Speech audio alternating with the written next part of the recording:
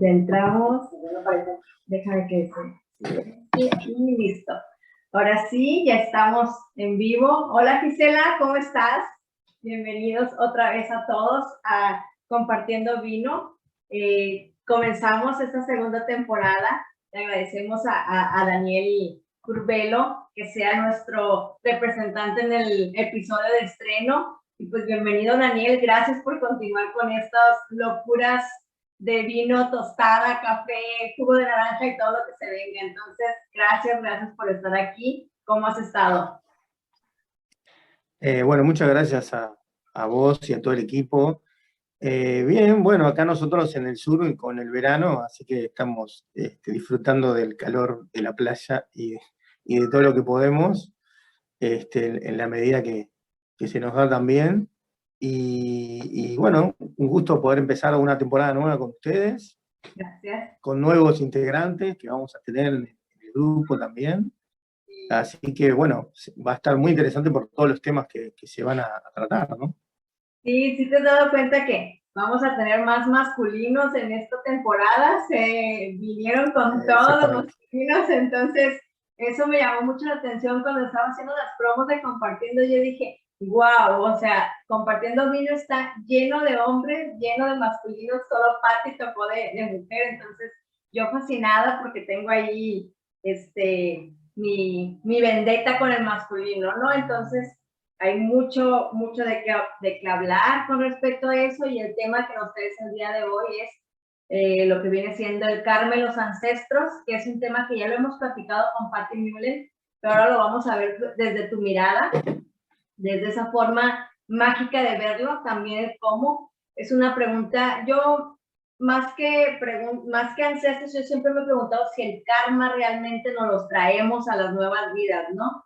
Y siento que agarramos cargas más que nada de los ancestros. Sí. Entonces, pues Daniel, te dejo, es todo tuyo el espacio.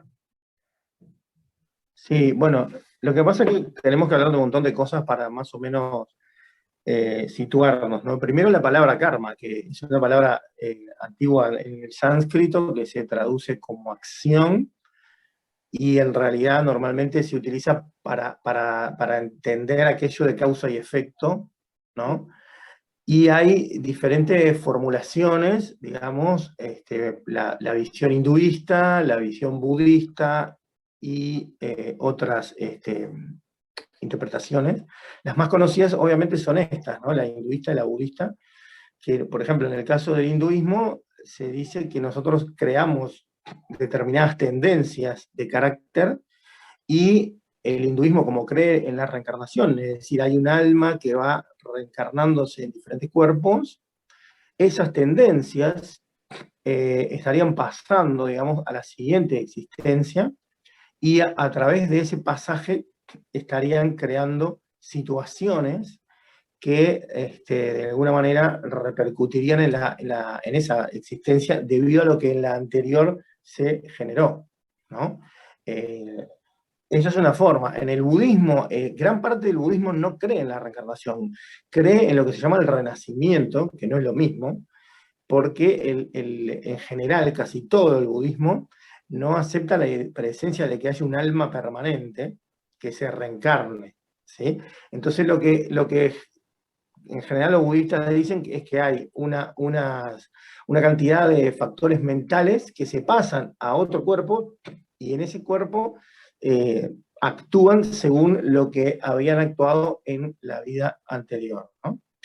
Y hay otros grupos espirituales que directamente, por ejemplo, Krishnamurti decía, ¿no?, que el karma no existe verdaderamente, porque él explicaba que el karma era, se traduce como esa causa y efecto, es decir, como yo generé una causa en una vida y entonces va a tener este efecto. No hay que olvidar que los hindúes son muy predeterministas, o sea, ellos te pueden llegar a decir que si vos en la vida anterior mataste un perro, capaz que en esta vida vos te reencarnás como perro y alguien te mata para que vos puedas experimentar esa otra parte, ¿no? Pero, por ejemplo, Krishnamurti decía que eso, verlo así de esa manera tan lineal, es un error, porque en el camino existen múltiples factores de causas que nosotros no estamos considerando.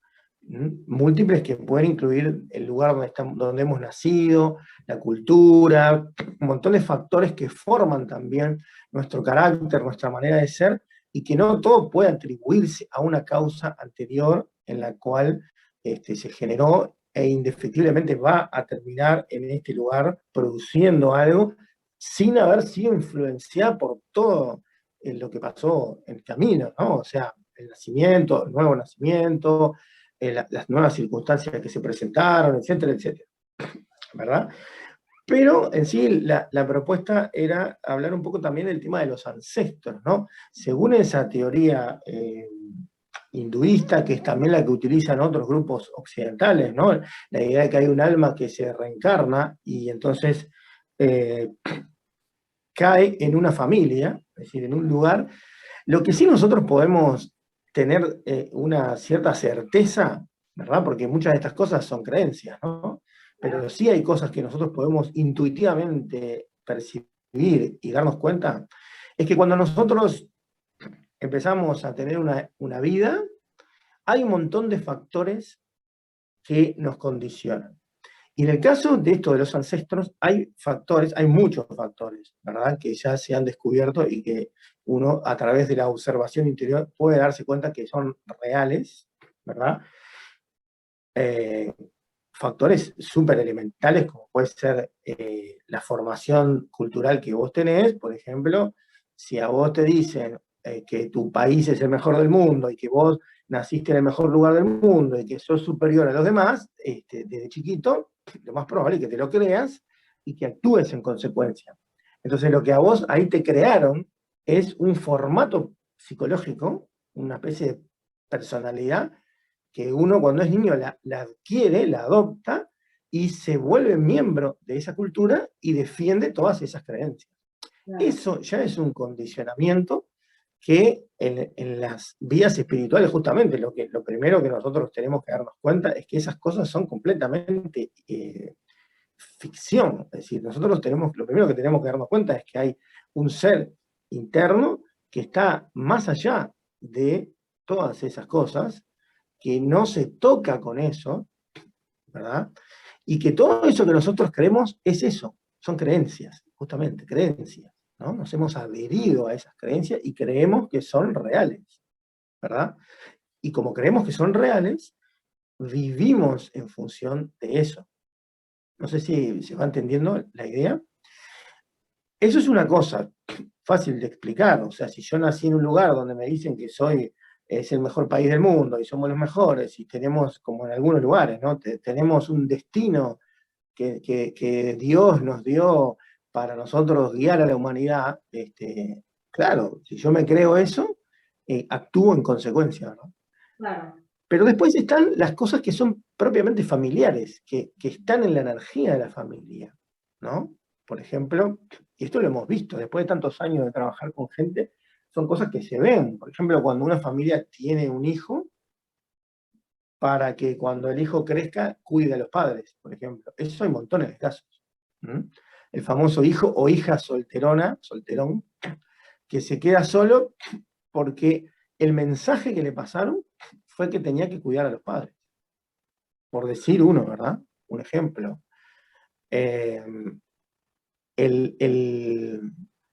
Acá nosotros tenemos un caso en nuestro país, bueno, de una familia que es muy conocida, que todos los hijos primogénitos se llaman de la misma manera, eso está establecido, ¿no? Cuando vos salís con el muchacho primogénito y si empezás a tener una relación muy seria, lo primero que él te dice es, mira, si tenemos un hijo varón, se tiene que llamar así, porque eso está así puesto en la familia, ¿no? Ajá. Y hasta ahora se van cumpliendo y el objetivo de esos niños es ser presidente de la República, por ejemplo, ¿no? Sí. Y se cumple, ¿no? Se cumple, ya van 3 y son presidentes, y han sido presidentes, ¿no? Entonces, ¿qué es lo que pasa? Vos, cuando tenés un niño y ya le marcaste lo que sería un destino, digamos, por el nombre, porque venís de tal familia, porque es lo que tenés que hacer, ¿no? Todo eso es un condicionamiento psicológico que presiona a la esencia de la persona para ser de una manera. Entonces ahí, indefectiblemente, es innegable que hay una fuerza psicológica que está sobre la persona, sobre el cuerpo de la persona, para que actúe un destino. Claro. ¿Sí? Entonces, ese es otro ejemplo, ¿no? O sea, ahí es una programación para ser presidente, pero si no es esa, es para otro, ¿no? Para que la familia, acá en nuestro país, en Uruguay, siempre fue un país bastante conservador, ¿verdad? En muchas cosas, si bien tenemos fama de tener leyes muy avanzadas, en realidad es un país bastante conservador y cerrado en muchas otras cosas, y eso en una época era muy común, ¿verdad? Todos los hijos del médico tenían que ser médicos, ¿no? O por lo menos uno, ¿viste? Y en una época se hacían encuestas, o sea, lo que más quería el uruguayo era, obviamente lo primero, jugar de fútbol, los varones. Sí, los jugadores de fútbol. Claro.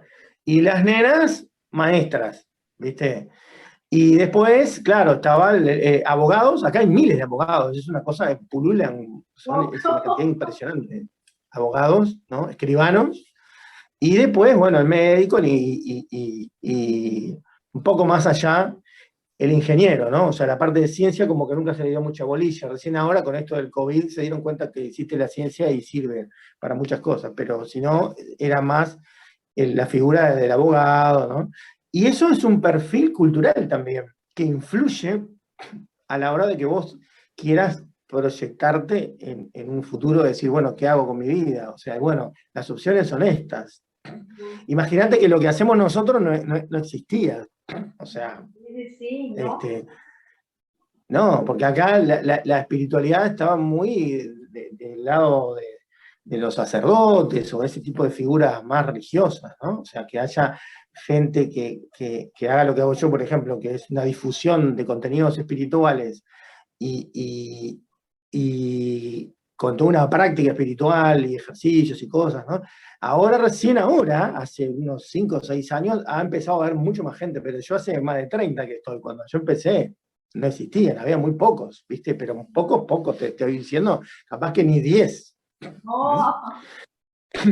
Claro, o sea, había algunos, sí, pero pocos. Si no, siempre estaban en alguna institución, en algún grupo específico, entonces vos tenías que ir al grupo, ser miembro de ese grupo, etc. ¿Qué te quiero decir con esto? Que también a nivel nacional, en un país, o en un pueblo, o en una, sí, en un pueblo, ¿no? También esos condicionamientos de, bueno, las profesiones, ¿no? Las profesiones que son las más, los perfiles más marcados, también marcan la tendencia de esa gente que vive ahí a la elección. Y la elección, nos dicen los grandes maestros, es del ego, verdaderamente. El que elige es el ego.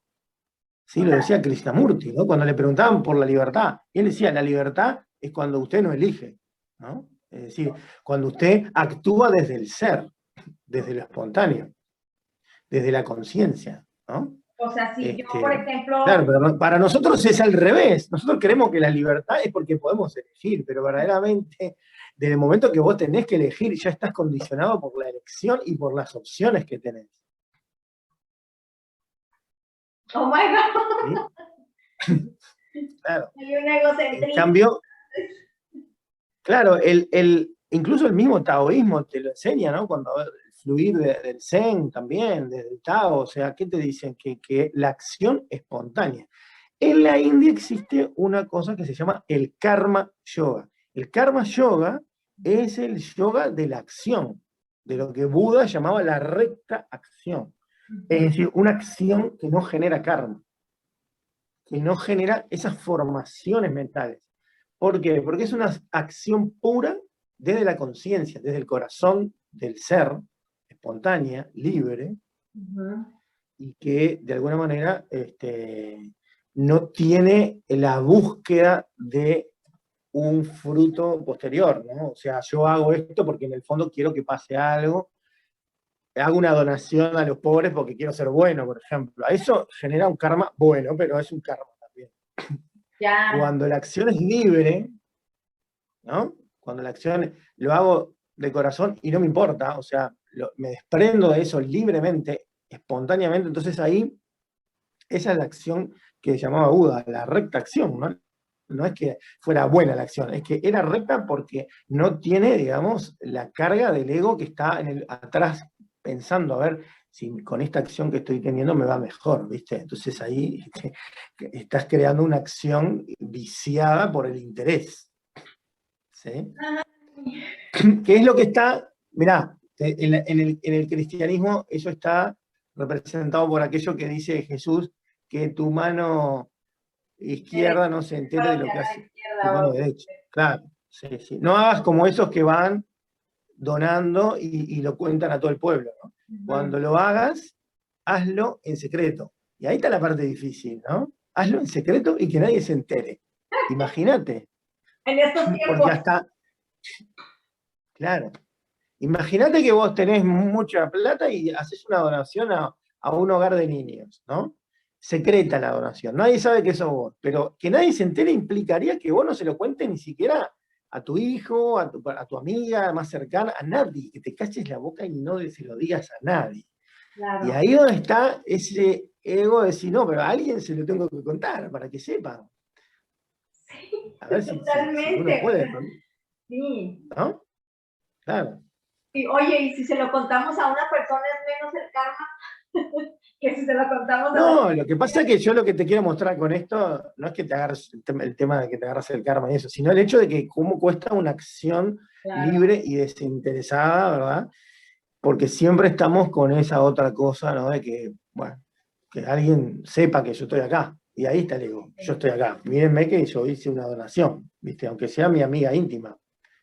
Sí. Pero es una forma de uno resaltar, de querer decir, sí, sí, yo soy el que estoy pasando esa plata secreta, ¿no? Pero en sí, lo que queríamos hablar de esto es cuando esas cosas familiares se transforman en,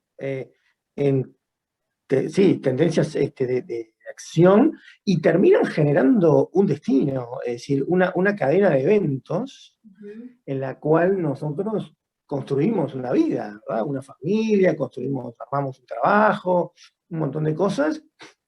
Y ahí la pregunta es, ¿soy yo realmente mi ser, mi esencia la que está haciendo eso?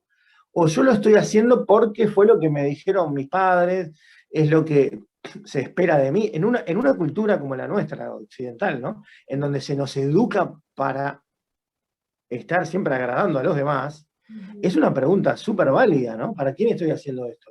¿Esto que hago? ¿Para mi mamá? ¿No? ¿Para mi papá?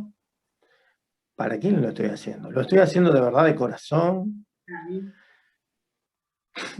Claro, ¿viste? Entonces, en sí, el título del karma y los ancestros es un poco plantear la idea de decir, bueno, esas tendencias que se forman, se habla mucho de que hay karmas, ¿no? Familiares, karmas del pueblo, del país, del continente y del mundo, ¿no? Y esto también te lleva a cuestionarte la idea de si hay un destino o no. Hay un destino que de alguna manera te marque cosas y tengas ciertos eventos que pasarlos y otros que podrían dañarte, no te pasen, como el caso aquel del hombre que va a la ciudad de Hiroshima, ¿verdad? A hacer, no sé si unos trámites, y se va esa noche y al otro día cae la bomba atómica, ¿no? ¿Y a dónde se va el hombre? Se va a la ciudad de Nagasaki, ¿verdad? A seguir con sus trámites. Termina los trámites y se va y al otro día cae la bomba. Entonces vos decís, ese hombre, ¿qué te pasa? ¿Estaba protegido? ¿No era su momento? ¿Cómo fue que, bueno, o sea, podemos interpretarlo si querés como que, bueno, no era su momento, ¿no?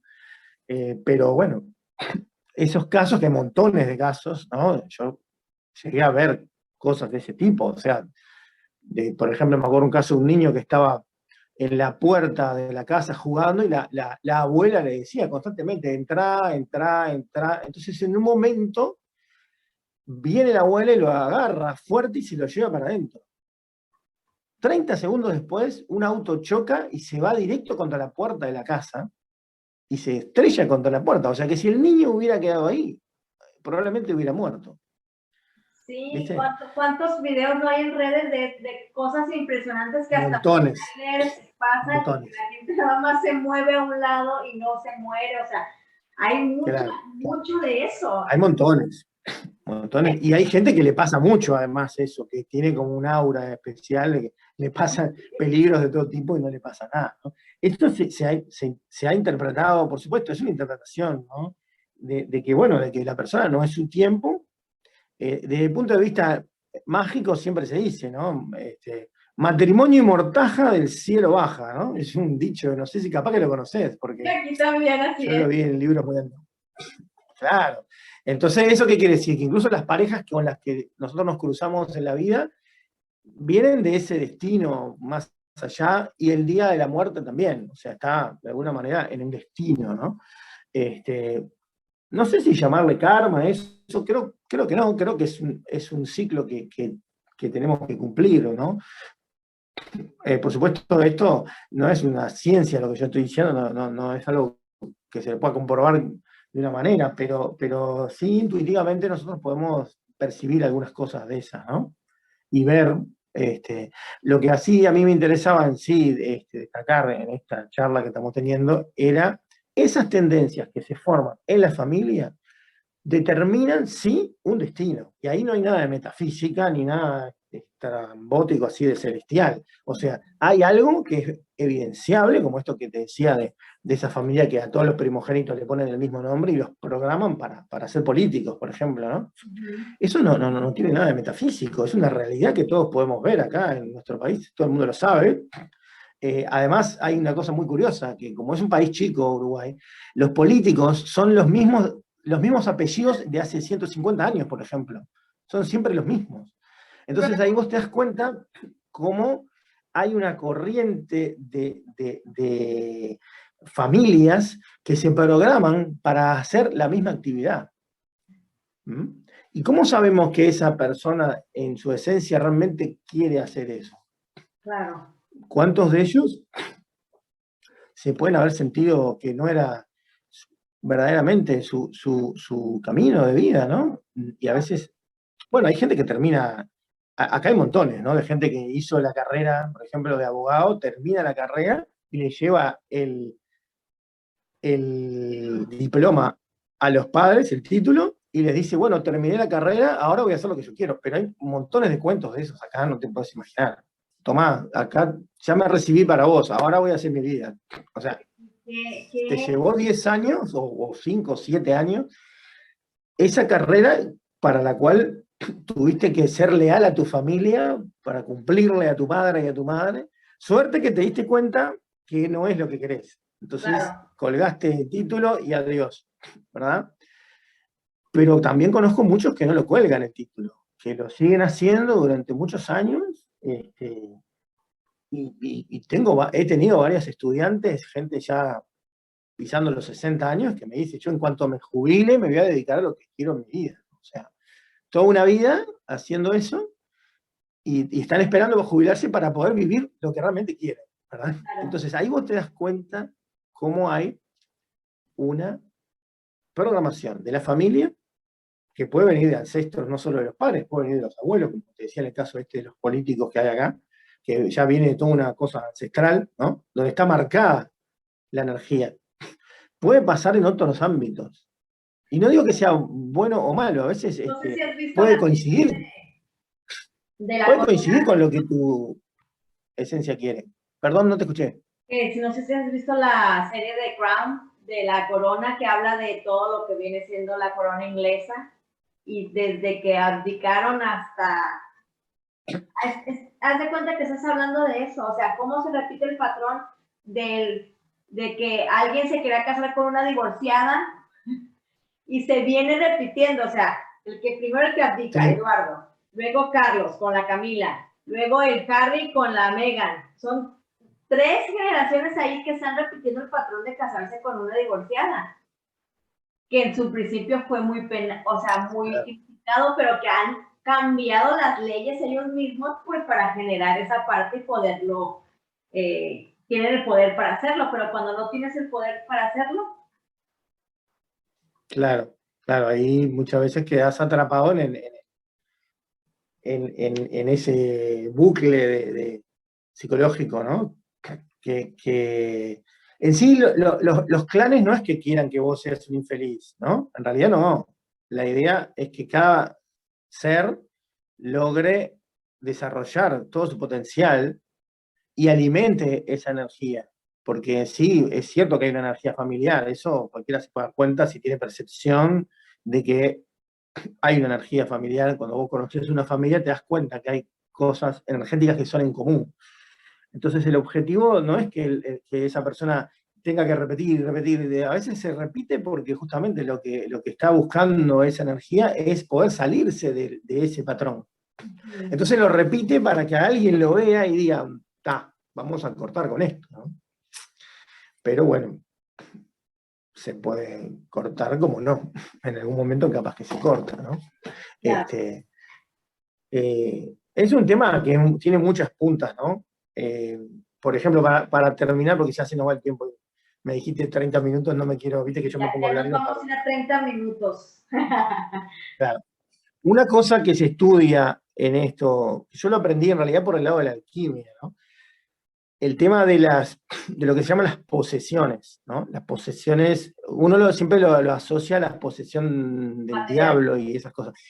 Pero hay un tipo de posesión que estudiamos en la alquimia que se llama posesión emocional, que es cuando vos quedás poseído por un patrón psicológico emocional de tu familia. No tiene por qué ser solamente de la familia, puede ser de un grupo en el que estuviste, o de un lugar, o de una situación incluso. Okay. Entonces es como que ese patrón energético se te viene sobre vos, y vos crees que sos vos la que está actuando. Y en realidad es algo que absorbiste y que después empezás a actuar. ¿Sí? Eso daría para solo toda una charla sobre eso, ¿no? Pero para eso otro más de las posibilidades, que eso se estudia mucho también en la psicología. Cosas, ¿no? En algunas ramas de la psicología. Pero en la magia, eso se conoce esto, ¿no? En la magia se conoce esto. Y bueno, esto nos lleva a la astrología también, ¿no? Nos podemos ir para el lado de la astrología, porque hay determinados, en la carta astral de la persona, hay determinados tipos de aspectos de los planetas que marcan ciertas tendencias, ciertas situaciones que le pueden pasar, y para que te pasen vos tenés que tener adentro determinadas formas de sentir que produzcan esa situación, ¿viste? Claro. O sea, vamos a suponer, tenés a Marte en casa 1, por ejemplo, ¿no? Yo he conocido varias personas con Marte en casa 1, todas las que conocí terminaron siempre en algún tipo de pelea pública a los golpes, ¿no? Algunos incluso en la comisaría. Y vos decís, bueno, pero esto, ¿qué pasa acá? Y bueno, ahí ese planeta, Marte en casa 1, marca una tendencia que la persona tiende a ser confrontativa, a confrontar, pero a confrontar fuerte, ¿no? Claro. O sea, incluso a llegar a irse a las manos, ¿no? Claro, puede eso canalizarse para otro lado, sin duda, pero esa es una de las posibilidades, por ejemplo. Claro. Entonces ahí vos con la carta tenés una pista que, si el astrólogo te orienta bien, podés canalizarlo para otra cosa, claro, que no sea siempre estar confrontando. Sin embargo, ¿cómo es que muchas cosas, a veces los astrólogos pueden decir, bueno, tenés esta cosa y vos decís, parece que me conoce el astrólogo? Bueno, lo que pasa es que son cosas automáticas, que ya están funcionando en la persona. Sí. ¿Verdad? Y la carta astral lo que te marca es que viene de nacimiento eso. O sea que vos ya lo tenés, en realidad. Hay una tendencia a ir hacia eso. Sí. O sea que, viste que nos podemos ir por este lado, ¿no? O sea, tiene muchas puntas el tema, y bueno. Sí, yo por ejemplo tengo Marte en casa 12, entonces todo lo que tenga que ver con el colectivo, ahí ando de guerrera. Claro. Sí, o sea, sí es cierto esa tendencia, o sea, yo tengo una afinidad con las causas en colectivo, o sea, que si el 8 de marzo, que si el Día Mundial de no tirar basura, o sea, cuando es en colectivo, cuando es en persona, no, porque tengo a Marta en casa 12, que representa parte del estar unido a muchas cosas, ¿no? Bueno, voy a mandar saludos, están ahí Gisela, ya la habíamos saludado, Pati ya está aquí, Pati Müller, está Mauricio Carrasco, Moni Torres, si tienen preguntas, un saludo para todos. Aquí estamos para ver las preguntas, y si no tienen, pues ya nos vamos a desconectar. Pati, muchísimas gracias, qué gusto estar nuevamente compartiendo este espacio. Gisela nos pregunta que si cómo estamos, Gis, muy bien, hemos estado muy bien, no se nos nota. Y Mauricio, pues siempre está aquí con nosotros también. Moni, gracias por estar aquí. Y hay otras personas que no alcanzo, que no me aparece quién sean, porque de seguro no los tengo en mi Facebook, ¿no? Entonces, pues evidentemente el tema de ancestral, transgeneracional o cualquier cosa que tenga que ver con eso es un marcador muy importante en las actitudes de nosotros como seres humanos, y curiosamente siento yo que se está haciendo muy consciente ahorita a raíz de la pandemia, porque al encerrarnos en casa, al meternos a un lugar donde no estamos como que en colectivo y que el escenario no es reactivo a poder echarle la culpa a los otros, o sea, a mi jefe, al del carro, al que está por allá manejando, sino que es aquí en mi casa y tengo acciones o actitudes que siguen sucediendo también aquí y que no hay esos mismos escenarios. Entonces es cuando uno ya se está dando cuenta de dónde viene o para qué os está preguntando, ¿no? Creo que es un tema que brincó mucho ahorita en estos encierros que hemos tenido y que seguimos teniendo, porque acá seguimos teniendo eso. Entonces, es parte de un buen tema que hay que seguir desglosando. Pues, Dani, te quería decir una cosa, ¿no? Que es importante, fundamental de todo el tema. Porque mucha gente dice, bueno, pero ¿cómo hago yo? ¿Qué puedo hacer si me doy cuenta que estoy de alguna manera atrapado en una situación de esas, de una situación familiar que me marcó, que yo tengo que ser de esta manera, y yo más o menos me doy cuenta, y bueno, ¿cómo puedo hacer para salirme? Bueno, primero tenés que darte cuenta, porque si no te das cuenta es como que no existe, ¿no? Y lo que tenemos que hacer es aprender a estar conscientes, cosa que es algo que parece que no se le da mucha importancia, pero es lo más importante. Si vos no estás consciente, o sea, todo esto es como un cuento, es una anécdota.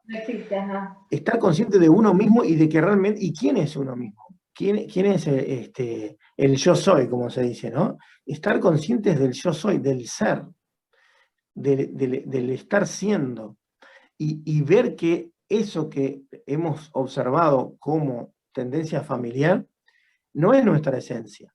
Es un compuesto creado, una memoria que está ahí, que nosotros la adaptamos, la trajimos sobre nosotros, y a través de la mente le dimos una forma, ¿sí? Y empezamos a actuarla.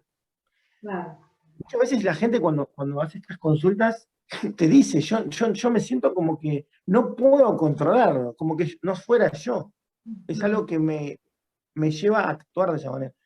Y eso es porque justamente no sos vos, por eso sentís que no sos. Es una tendencia que aprendiste y que se vuelve algo automático, y la única manera de poder salirse de eso, por lo menos para mí una de las más importantes, es estar consciente del presente y estar consciente de su esencia, porque la esencia está más allá de eso.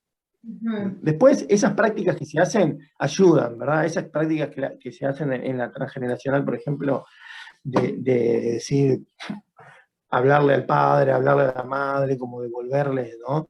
Y uno tratar de... Eso es lo que ayuda es a generar ese desprendimiento energético que tenemos con ellos. Pero algo fundamental es darte cuenta de tu ser, más allá de esas energías. Eso es lo más importante. Damos cuenta que nosotros somos el presente, el ahora. Y esas energías son del pasado, son de un tiempo anterior. Memoria. Claro. Sí. Desgraciadamente no estamos casi conectados al presente. Vivimos demasiado en el pasado. ¿Qué me hizo? ¿Qué pasó? ¿Por qué esto? ¿Por qué aquello? Para acá, para acá. cuando uno empieza a hacer conciencia, cuando uno se empieza a dar cuenta que hay patrones repetitivos, que hay cosas que dices tú, me está volviendo a pasar, me está volviendo a pasar, me está volviendo a pasar, es cuando como que se hace un clic ahí y es donde empiezas a revisar por qué, ¿no? Y les podemos platicar miles de anécdotas de por qué, pero yo les voy a platicar una muy sencilla, muy básica y que creo que ya la he platicado.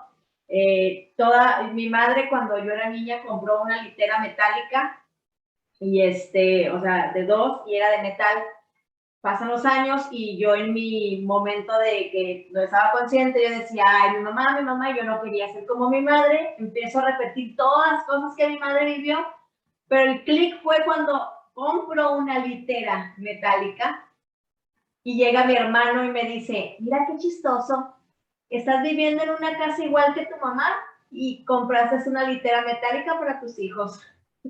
Y en eso fue como que, o sea, ¿por qué pasa esto, no? Obviamente tardé todavía otro tiempo y volví a seguir repitiendo, pero ya hubo algo que me prendió ahí un poco y de ese tipo de situaciones puede haber muchísimas más.